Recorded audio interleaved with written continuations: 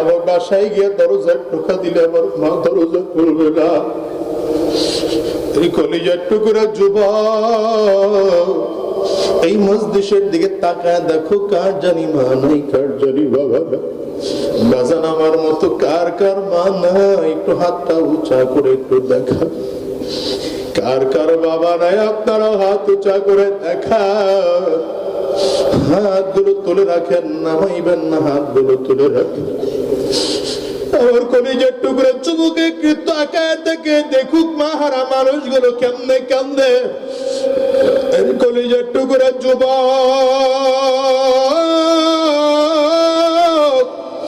তাকাইয়া দেখ, এই মানুষগুলো চোখের পানি ফেলা কান্দে। এদের কারো ঘরে বাবা, আবার কারো ঘরে বাবা নাই। আজকে 17টা বছর হয়ে গেল আমি আমার মাকে একটা আপেল কিনে খাওয়াইতে পারি। আমার মতো কত যুবক, কত মানুষ যেন আছে নিজের মায়ের কথা আজকে মনে পড়ে গেছে।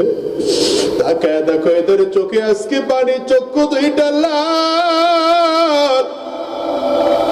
হাতগুলো নামান, এদের চোখের দিকে তাকায় দেখো চোখের কোটায় পানি। আজকের এই মজলিসে কেমনে তোমাদেরকে বোঝাবো জানি না। ও যুবক, কয়দিন এই জমিনের মধ্যে বাঁচবা? আজ আসি আগামীকালকে বাঁচবা এমন কোনো গ্যারান্টি নাই। বরঞ্চ দুনিয়া আসার সিরিয়াল আছে, যাওয়ার কোনো সিরিয়াল নাই। দুনিয়ার থেকে যখন বিদায় নেব, ঈমান নিয়ে বিদায় হতে পারবো কিনা জানি না। আজরাইল পিছনে কিন্তু ঘুর ঘুর ঘুর ঘুর ঘুর ঘুর করে ঘুরে। মালিকের যেদিন আদেশ হয়ে যাবে, আজরাইল সামনে এসে দাঁড়িয়ে যাবে। আজরাইল সামনে এসে দাঁড়িয়ে গেলে গুনাহগার তাকিয়ে দেখবে আজরাইলের পাও দুইটা জমিনে, মাথাটা 7 আসমানের উপরে, এক হাত পৃথিবীর পূর্ব প্রান্তে আর এক হাত পৃথিবীর পশ্চিম প্রান্তে। আজরাইলের দুইটা চক্ষু অনেক বড়, প্রত্যেকটা পশমের গোড়ার থেকে মনে হয় যেন আগুনের ফুলকি বের হয়। আজরাইল আলাইহিস সালাম হৃদয়কে গুনাহগারের রূহটা এক সাইডে গিয়ে খিচিয়ে থাকবে। আজরাইল আলাইহিস সালাতু ওয়াস সালাম কলিজার মধ্যে এত জোরে থাপ্পা মারবে, কলিজার রগগুলো টাস টাস টাস টাস করে ছেড়ে যাবে। হিসাব মিলিয়ে দেখো, আরে দুনিয়ার মানুষ ভালো করে বুঝে এই জমিন থেকে বিদায় হও। ও দুনিয়ার মানুষেরা, আজরাইল জমিন থেকে তোমার জান কবজ করে নেওয়ার পর এবার তুমি আর আমি বড় একা।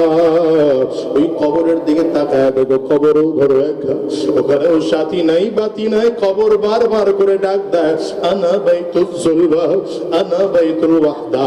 আমি বড় একা, একের ঘর, আমি বড় অন্ধকার ঘর। আমার কাছে সাথীও নাই, বাতিও নাই, বাড়িও নাই, গাড়িও নাই। আমি শুধু চিনি আমল। ভালো আমল করে যদি আসতে পারো, ভালো আচরণ করবো। আর যদি ভালো আমল করে আসতে না পারো, এর কপাল পোড়ার দল। আমি কবর দুই দিকের মাটি একত্রিত হইয়া এত জোরে চাপ মারবো, একটা পাজরের হাড্ডি কিন্তু আরেকটা পাজরে নিয়ে পৌঁছাইয়া দেব। এই কলিজার টুকরা যুবক, অনুরোধ করে গেলাম, শয়তানের রাস্তায় চইল না, হারাম রাস্তার কদম বাড়াইও না। পারলে চোখের পানিটা নরম করে ফেলো, দিলটারে নরম করে চোখ দিয়ে পানি ফেলো। আর মালিকের কাছে বলো, আল্লাহ, যতদিন এই জমিনে বেঁচে থাকবো আর শয়তানি রাস্তায় আমরা চলবো না, হারাম রাস্তায় কদম বাড়াবো না। তোমার দিনের রাস্তায় আমরা চলবো। কারা কারা তৈয়ার আছো? দুই হাত উঁচা করে আল্লাহরে দেখাও। আওয়াজ দিয়ে চিল্লায় জোরে ডাক দাও, আল্লাহ।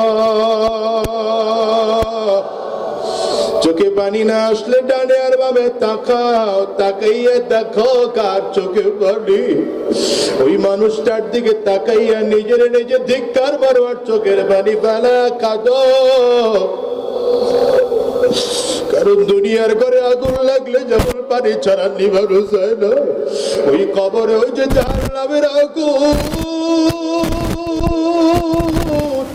ওটাও কিন্তু চোখের পানি ছাড়া নিভানো যাবে না। ওই চোখের পানিটা বড় প্রিয়। চোখের পানি ফেলা মালিকের ডাক দাও, আল্লাহ।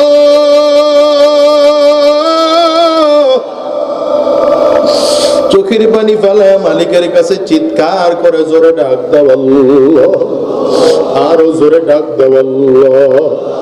জবান খুলে যুবক চিল্লা ডাক দাও আল্লাহ। আরো জোরে আল্লাহ, আরো জোরে আল্লাহ, আল্লাহ, আল্লাহ। দয়ার মালিক,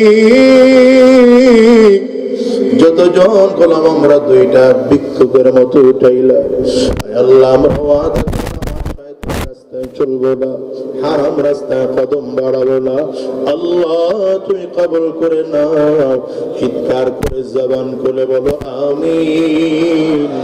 আরো জোরে আওয়াজ দিয়ে বলো আল্লাহুম্মা আমিন। রাত অনেক গভীর হয়ে গেছে, আপনাদের কষ্ট হচ্ছে, আমার কষ্ট হচ্ছে।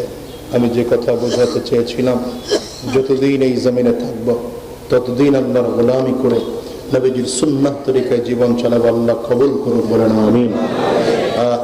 সাবেক কমিশনার সাহেব মৃত মুজাম্মিল হক সাহেবের জন্য দোয়া চাওয়া হয়েছে। সাবেক কমিশনার আরেকজন ইনিকে মাসুদুল হক সাহেব এবং প্রবাসী এবং এই সংগঠনের সকলের জন্য দোয়া চেয়েছেন। আরেকটি ঘোষণা শোনেন, আজকের এই মাহফিলের প্রধান অতিথি ছিলেন কুয়াকাটা হুজুর। আপনারা জানেন তিনি কখনো প্রোগ্রাম মিস করেন না। আমি আসার সময় যতটুকু আমার সাথে মোবাইলে কথা হয়েছে, তিনি ঢাকায় ঝামেলায় পড়ে গেছেন। সেটা হচ্ছে যেই মসজিদে তিনি জুমা পড়ান, ওই মসজিদের কমিটি এবং মুসল্লিদের একান্ত অনুরোধের কারণে তাকে আজকে শবে বারাত উপলক্ষে ঢাকায় থাকতে হয়েছে। এই জন্য কমিটিকে অনেক আগেই জানিয়ে দিয়েছেন। তো হুজুর যেহেতু আসতে পারেননি, গত বছর এসেছিলেন আমি যতটুকু জানি, আবার ইনশাল্লাহ আসবেন। আপনারা কেউ বিরূপ মন্তব্য করবেন না, কারণ আমার জানা মতে বাংলাদেশে এই কুয়াকাটা হুজুরের জনপ্রিয়তা আল্লাহ তাআলা আকাশ চুম্বি দিয়েছে, ঠিক কিনা বলে? সমালোচকরা থাকবে, সমালোচনা করবে, তাতে কিছু আসে আর যায় না। দোয়া করবেন আল্লাহ তাআলা যেন আল্লাহর এই খাস বান্দাকে মৃত্যু পর্যন্ত দ্বীনের দায়ী হিসেবে কবুল করে নেন। এবং তিনি আজকে আসতে পারেননি, এই জন্যে তিনি ক্ষমাও চেয়েছেন। পরবর্তীতে ইনশাআল্লাহ কমিটি যোগাযোগ করলে আবার উপস্থিত হবেন, আপনাদের সাথে কথা বলবেন ইনশাআল্লাহ। ও আর দেরি করা যায় না, আমি দোয়া করে দিতে চাই। আর তো কোনো কথাবার্তা নেই, সবাই ইস্তেগফার করেন। আস্তাগফিরুল্লাহ,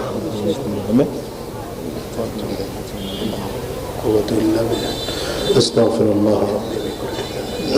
আলহামদুলিল্লাহি রাব্বিল আলামিন, والصلاة والسلام على سيد الأنبياء والمرسلين. ربنا ظلمنا أنفسنا وإن لم تغفر لنا وترحمنا لنكونن من الخاسرين. ربنا لا تزغ قلوبنا بعد إذ هديتنا وهب لنا من لدنك رحمة إنك أنت الوهاب. رب ارحمهما كما ربياني صغيرا، رب ارحمهما كما ربياني صغيرا. ربنا تقبل منا إنك أنت السميع العليم وتب علينا إنك أنت التواب الرحيم. أي الله আমাদের জিন্দেগির গুনাহ খাতাগুলো মাফ করে দাও।